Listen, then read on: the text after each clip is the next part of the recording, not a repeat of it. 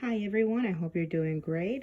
Okay, so today we're going to read Edward the Emu, written by the author Sheena Knowles, illustrated by Clement, and HarperCollins Publishers is the publisher. Okay, first we're going to look at the plot settings that we're going to be looking at. So we're going to be looking at the characters. So who's the main character? Who are the supporting characters? Setting, where does the story take place and when? Problem or conflict, which is another word for problem. Solution, how is that problem resolved at the end of the story? We're going to find out what the theme, moral, lesson, or message the author wants us to learn from reading this book. And then at the end, I'm going to encourage you to make some connections, either text to self. How can you be like somebody in that, like one of the characters in the book? Text to world connection. Maybe you can connect something that happened in the book to something that's happening in the world, or text to text. Maybe what we read in this text, in this book, reminds you of another book you read. Okay. Vamos a leer este libro que está en inglés. Vamos a mirar los personajes. En inglés se llaman characters. El escenario, el ambiente es donde y cuando pasa la historia.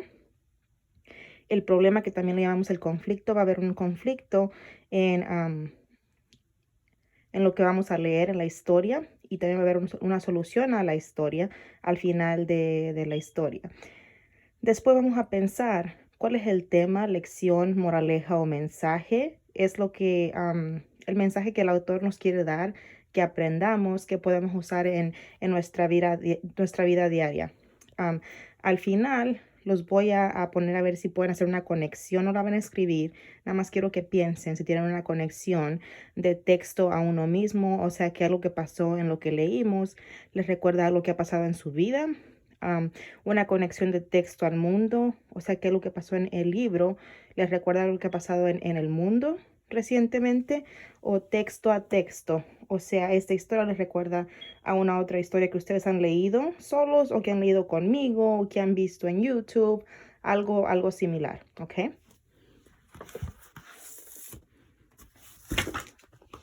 Entonces aquí está. So from the creators of Edwina the Emu, Edward the Emu, written by Sheena Knowles and illustrated by Clement. And it comes from the publishers, HarperCollins Publishers. Edward the Emu was sick of the zoo. There was nowhere to go. There was nothing to do. And compared to the seals that live right next door, well, being an emu was frankly a bore. So there's Edward. Remember, he was a little bit bored, tired of being himself. Let's see what kind of situations he gets himself into. So that night when the zookeeper went home to bed, Edward jumped from his pen and he laughed as he said, "The seals are the best, anybody can tell. So tomorrow, I'll just be a seal as well." The next morning at 9, when they opened the zoo, the seals were swimming and Edward was too. He dived in the water and basked in the sun, and he balanced a ball on his beak just for fun. So there's Edward trying to be a seal and having fun like seals do. There's Edward trying to catch a fish, and there's a person that's visiting where he's at. Well, Edward was really enjoying the day till he overheard someone behind the fence say, "The seals are always amusing, it's true, but the lion's the best thing to see at the zoo."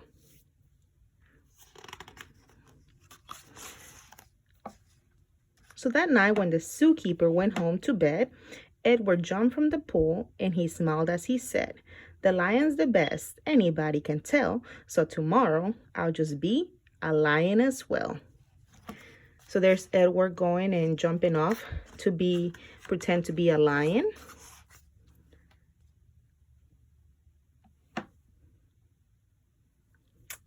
The next morning at 9, when they opened the zoo, the lions were roaring and Edward was too. He snarled at the ladies and growled at the men. Life was certainly grand for a lion in his den. Well, Edward was having a wonderful day till a man in the crowd had the gumption to say, "The lion's a beast I shall always detest. The snakes are the things that I like to see best."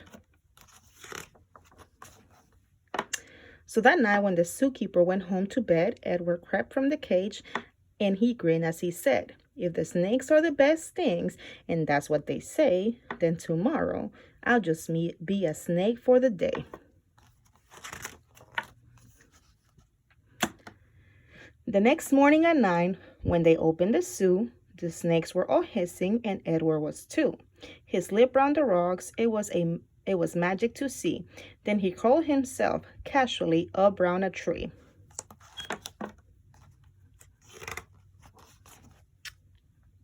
When Edward was just warming up for the day, when he overheard one of the visitors say, "The snakes are impressive, I know that it's true, but the emu's by far the best thing at the zoo." "The emu," gasped Edward. "My goodness, that's me. I'm the thing that the gentleman most likes to see. Not the seals, the lions, the snakes, and the rest. It's Edward the emu he likes to see best." So here goes Edward. So that night when the zookeeper went home to bed, Edward slid from the cage and he laughed as he said, "If the emu's the best, then that's easy then. Tomorrow I'm Edward the emu again." So there he goes back to his pen. Edward ran to the place where he used to reside, but oh, what a shock when he clambered inside. He found himself suddenly come face to face with the emu they brought in to take Edward's place. Look at them, both of them looking at each other, shocked. The emus considered each other a while. Then the new emu said with a shy little smile, "Hello, I'm Edwina. It's nice meeting you. You're the best thing I've seen since I came to the zoo." So there's our story. Now we're gonna go over the characters, setting, problem, conflict, the theme, and I'm gonna let you guys do the connections. So characters, our main character is gonna be Mr. Edward the emu, for sure. Then we gotta think to ourselves, who else was in the book? Who else did we read about in the story? We also read about a seal. Even though the seal didn't talk, they show a seal. Then from the seal, Edward the emu went to visit the lions. Then after the lions, Edward went to visit the snakes. At the end, he meets Edwina the emu. And in between, when he's visiting all the animal friends in the zoo, there's people talking about their favorite animals, right, to see at the zoo. So then that leads us to our next thing that we're talking about, which is the setting. Setting is the time and place, the zoo, and it happens over days, it seems like, right? Setting is the zoo where the story takes place. Then we have the problem or conflict. So the problem, let's just talk about it. It's too long to write on there. The problem is that Edward is bored, right? And he's pretty much bored of being himself. And so he goes and visits other animals. And how is that problem solved? Well, it's solved when he hears some men say, you know, the emus are the best thing to see at the zoo. And so he goes back to his pen to being who he is, right? And then the theme or moral, we talked about this in class, is to love yourself just the way you are. Everybody's special in their own kind of way. And then the connections. I want you to think and see if you have any of these three connections. Okay. We're then later going to read another book, and we're definitely going to be able to make a connection to this book that we read. So that's all for today for this lesson. It's short, it's quick. I wanted it to be short and quick. It's something that we already read. I just wanted you to remember the things that we've been going over in class. Also, I'm going to have a Kahoot, brand new Kahoot, ready for you guys to play over this book. So I hope you guys enjoy it, and just send me a message back to see if you played it and if you liked it, okay?